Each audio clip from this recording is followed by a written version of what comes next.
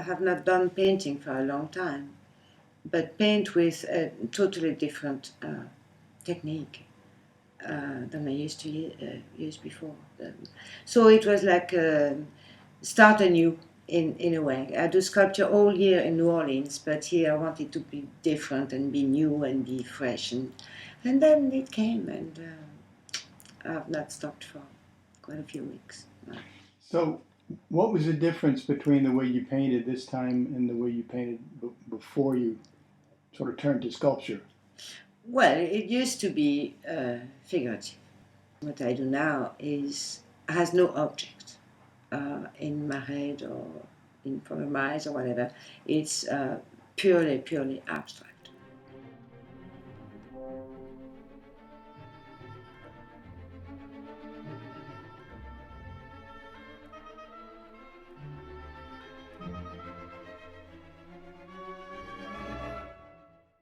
Painting is not about just spilling your guts out or showing your pleasure of working with the things.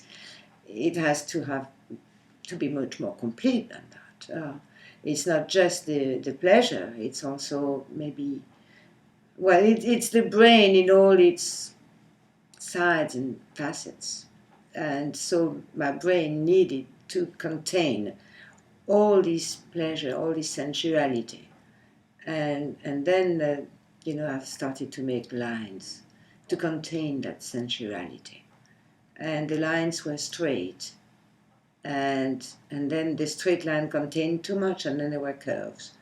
And yeah, that's how it started. And then it didn't stop for, the whole summer.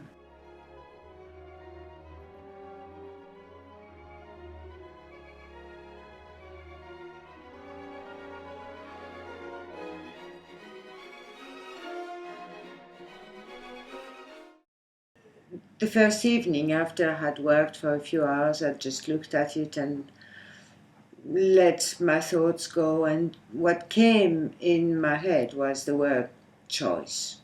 It's all about choice. And the choice is about everything I've done so far, because it's choice between sculpture and painting, choice between rectilinear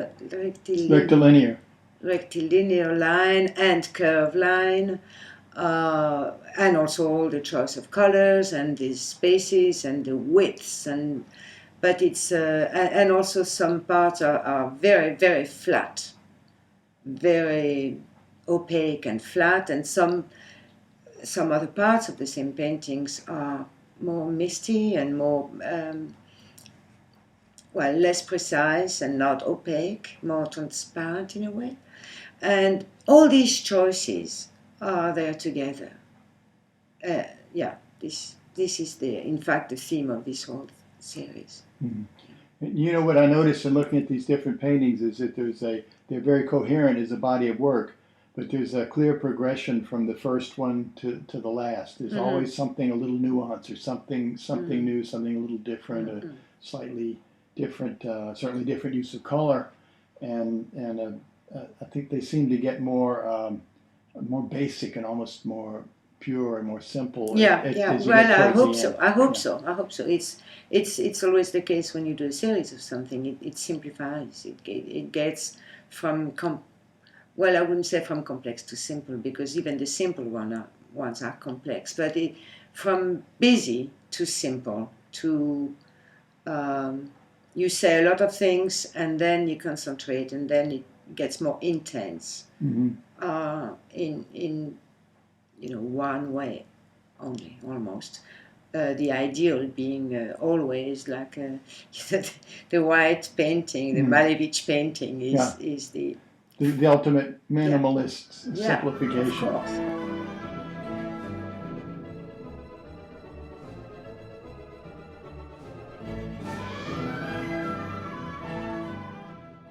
We can see the color palette behind you. Basically, the colors you've been using. Some of it. Yes, I make my colors myself. I don't use any industrial colors, and so I mix them, and then I make some samples with it, and I work with the samples Hmm. to decide on the color. You're talking about the clay that the pigments are made from. They actually come from different parts of the world. Some of them, Yeah. not all. For example, For example, one painting, I don't know, it's not right in this room, it must be next door. It has, the basis of it is three earths, one on top of the other, like one third, one third, one third of the painting. And the, the top is terre de Venise, Venetian earth, Venetian earth. ground, Yeah. which is a very deep, intense red. And then the middle part is Africa earth, which is an ochre, like golden ochre, intense too. And the bottom third is earth from Verona. And it's a greenish kind of, greenish gray, green. And all these earths are real, actual earth that is crushed to powder, and they keep their color even when you mix it in a medium, because it's the natural color of the mineral itself that is the earth. So you could say that they're actually parts of Africa, literally parts of Africa, right. and parts of Italy. And Venice Venice on and that Verona painting, actually put slices or yeah, little slivers of the soil. In this of one those there is places. Venice and Africa and Verona. What about some others? Where do some of the other pigments come from? One of them, it's slate. It's a ground slate. Mm-hmm. It's a gray. It's a light gray, which is surprising Mm-hmm. because slate is kind of dark. But slate. There is Umbria. From Italy as well. From Italy, yeah.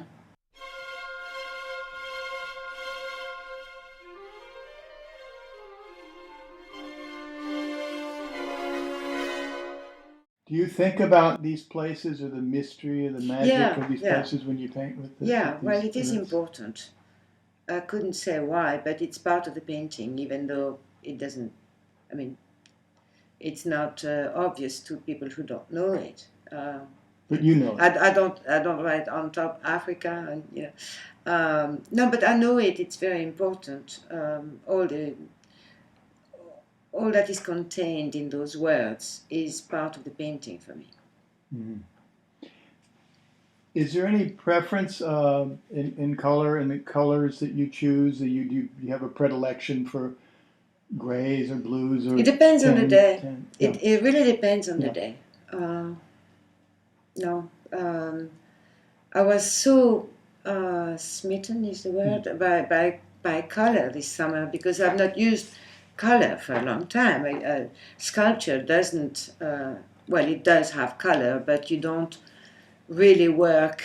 The basis of your sculpture is not about color. Color would be only on the skin of it, on the surface of it. But color is not the main character of sculpture, even though sculpture can have it. And painting, before this series, the paintings I did, they were maybe more like sculpture, because the color was not that important.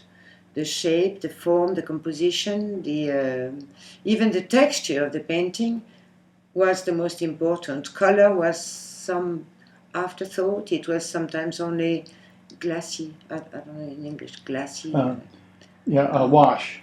Wash. Over. It was not, the color itself was not the flesh of those paintings. It was more like an afterthought. So it was more like maybe paintings of made by a sculptor, and it was closer to sculpture than these. But this time I was completely crazy with color, and I have not only those earths that we just talked about, but also other pigments, beautiful pigments, high quality pigments.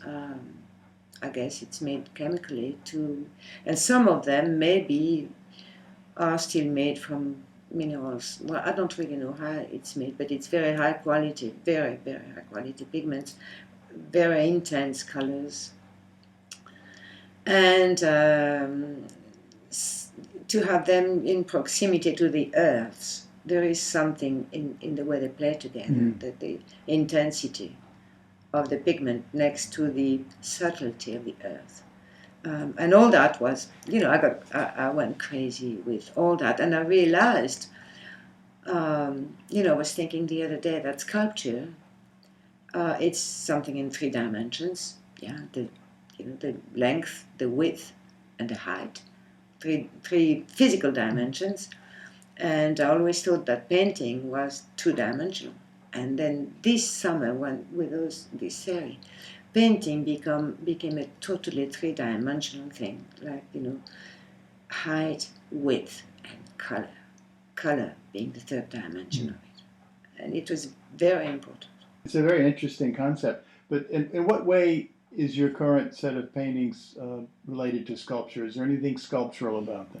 Oh yeah, I still think, yes. Yeah, there is the solidity of the flat, les aplats, the flat sections. Yeah. And also the contrast between that solidity and some of the parts next to it that are sometimes more airy, more wispy. So there is a sense of depth, even though it doesn't represent anything, but there is a very strong sense of depth in it, yes. And even of shape. There is, well, it seems to be the eternal motif that I work with, which is a wave, some sort of a wave that is between the waves of the sea or the wave of a human body, a female body mostly. And, well, it seems to be a recurrent theme, but that doesn't represent anything. It's just I have this curve in me, like I have, atoms or whatever that vibrate in me, vibrate everywhere. So this is the shape that vibrates in me, but it needs also the straight line next to it to give it a boundary or something. But you see this curve in a lot of your sculpture. That's very interesting. Yeah. You see it in some of your wooden columns, and you see it in some of the bronze sculptures. They're kind of these wave, literally kind of representing waves. It's in my brain. It's some people are maybe more attracted to a round or square or triangle or point. I never do anything about points. I don't like the point. I don't know. And I don't like the closed forms. Like I feel a bit insecure with closed forms. The round, the circle or the square or something, triangle. And I like the open lines. And there are not many ways to have open lines. You have a straight line or you have a curved line. And this curve could be a very wide curve or more tight curve, but a line is open on both sides, and this is very important to me. Openings on both sides. Yeah, I can see that in almost all of these paintings. There are areas of the painting that are more airy, that are more mysterious, and that seem to have depth. Whereas some of the flat sections are right in your face. They're flat, they're right in the foreground. And then next to them, there'll be kind of a wispy, airy, less defined surface that you can... Well, it makes you breathe a little bit. You see, if you have only these flat things next to one another, it doesn't even matter how wide they are or how they are, what their rhythm is. If it is all flat, you choke. You choke. There is nothing. You can't breathe. You can't go in the painting. There is no space to go in. And once you are in, there is no space to circulate in it. I just said the importance of them is first the sensuality, and then the sensuality, and then the control. To keep this sensuality understandable. It's all in itself. It's all in itself. There is absolutely no external meaning, but I need both in the same painting: the sensuality of the color and the rigidity or opacity of of the lines to contain this emotion so that it doesn't go everywhere. Yeah. Well, the people who see these paintings or who will see them, what do you hope they'll take away from that experience? What would you like to provoke as a reaction in people? Well, I'd like to have a chair in front of them so that people could sit. And I'd like them to sit and just look and spend a little time to look. And I think something will come from the painting, some kind of intensity that will make them maybe start to see it in a certain way, and with a little time looking at them. I'm not talking about hours, I'm talking about minutes. Hours is fine. They would see it evolve. They would not see it the same way at the first look and after a few minutes. Because I think there is some life in it that I hope that people, if they take the time to be with them, live with them, look at them quietly for a few minutes, that's what I hope they'd feel, because I think this is what they radiate.